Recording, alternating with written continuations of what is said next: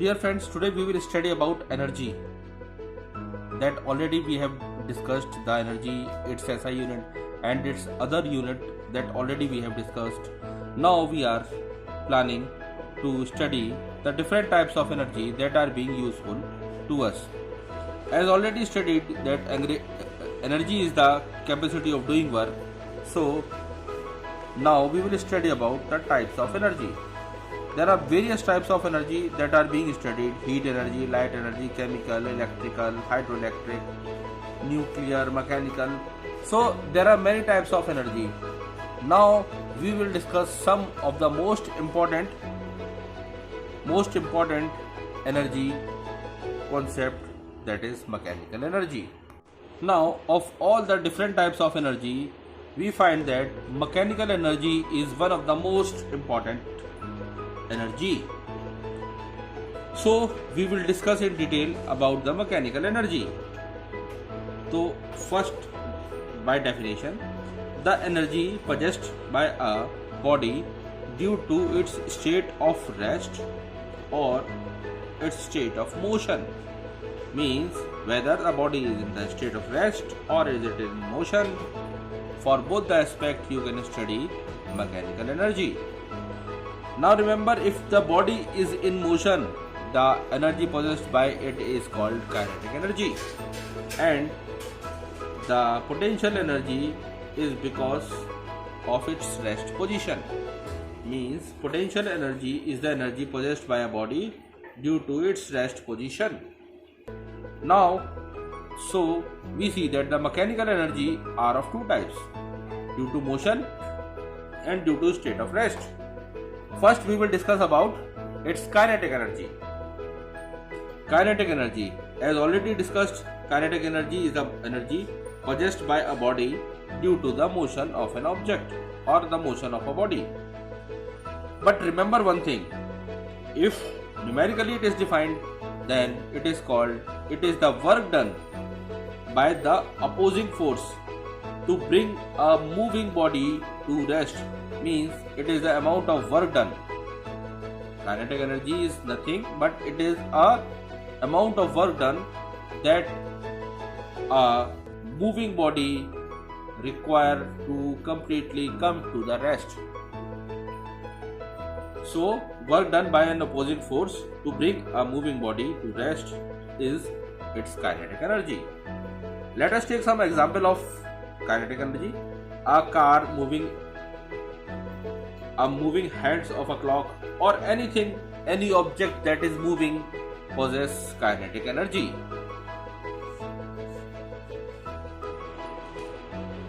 Now we will derive an expression for the kinetic energy of a body. So as we have studied that kinetic energy is the energy, it is the work done by the retarding force in stopping a moving body.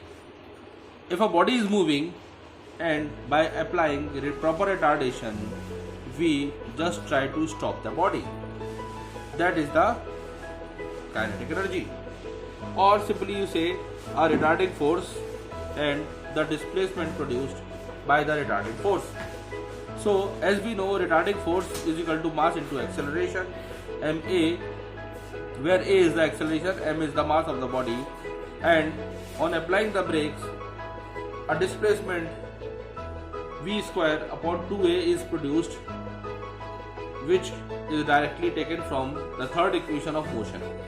So kinetic energy is equal to force into displacement. Force is already we have written mass into acceleration, and displacement is v square upon 2a, that is from third equation of motion. On getting the product of this, we get kinetic energy equals to half mv square. So kinetic energy is equal to half mv square. This is the expression for kinetic energy. Study about the relationship between kinetic energy and momentum. So various parameters are given here.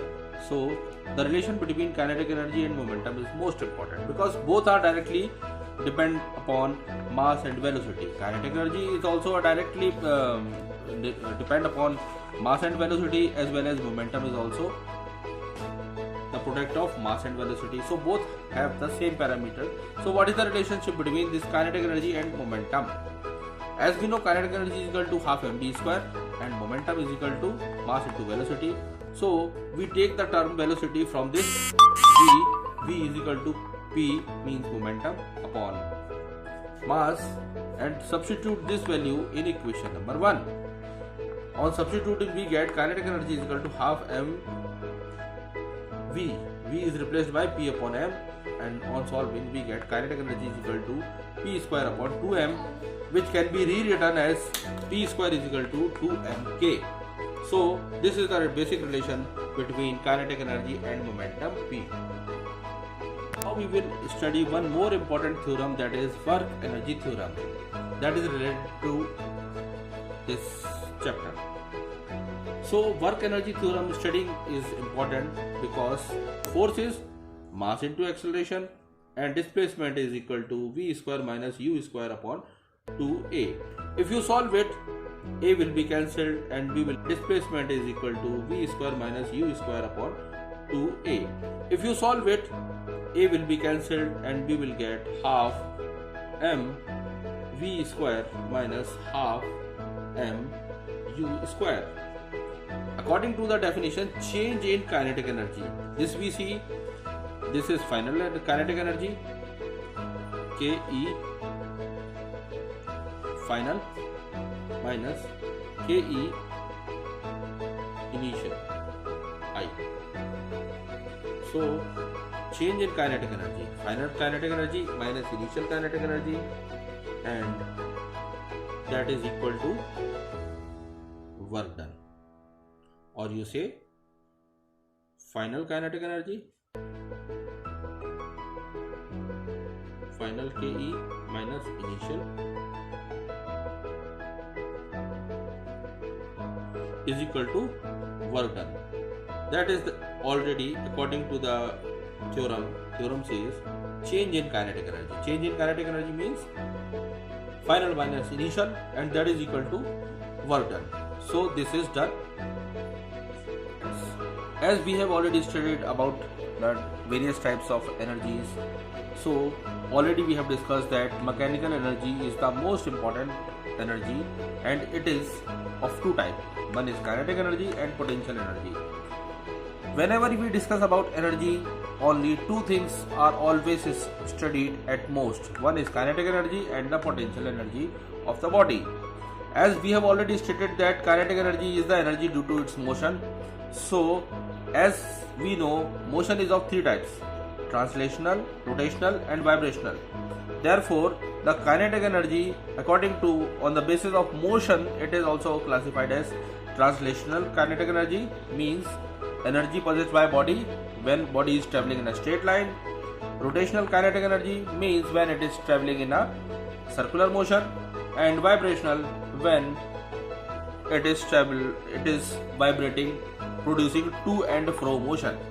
So thus we see kinetic energy is of three types. Similarly, if you look at the potential energy, it is due to the potential energy is the energy possessed by a body due to its position. If we classify it into parts, it is classified into two parts. One is gravitational potential energy and other is elastic potential energy. Gravitational potential energy, it is the energy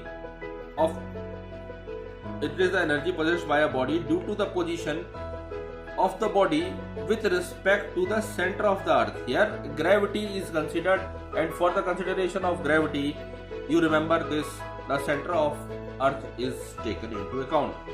If we mathematically measure the gravitational potential energy, it is always equals to mgh, where m is the mass of the object, g is the acceleration due to gravity, and h is the height of the body. Similarly, when we talk about elastic potential energy, it is the energy possessed due to change in shape. We have seen the mechanical clock.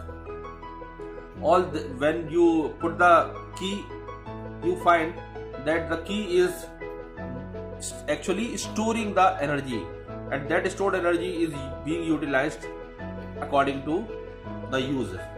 So this is the concept that we should know. Now we will see, dear friends, now we will study about the law of conservation of energy. That is one of the most important law of this chapter. Not only for this chapter, it is very important for other chapters also.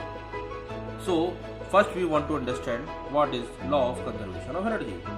As we have already studied that the total energy of a system is always constant, means that you have studied कि total sum of all the energy possessed by a body is always constant. It may be interconverted, means either this form of energy may be converted to this or this may be converted to this, but the total energy of the system will always be constant.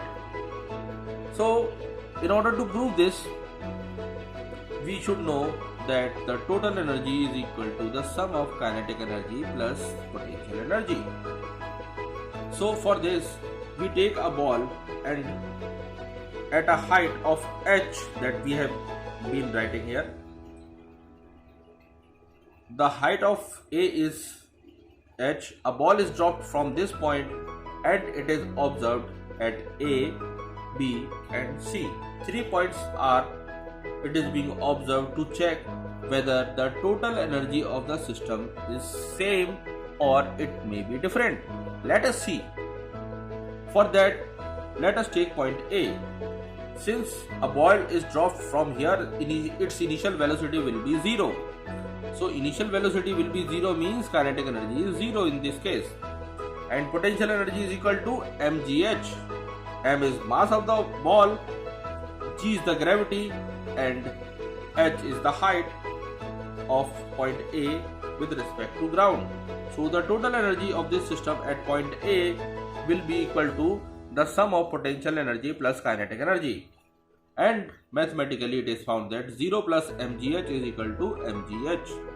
So we see that at point A the total energy of the system is mgh. Now let us see at next point of observation, that is B. For B, you will see that kinetic energy and potential energy. So first we will see its kinetic energy. Kinetic energy, as we know at this point, will be equal to half mv square, but velocity will be equal to 2gx, and x is the distance that it has traveled. So its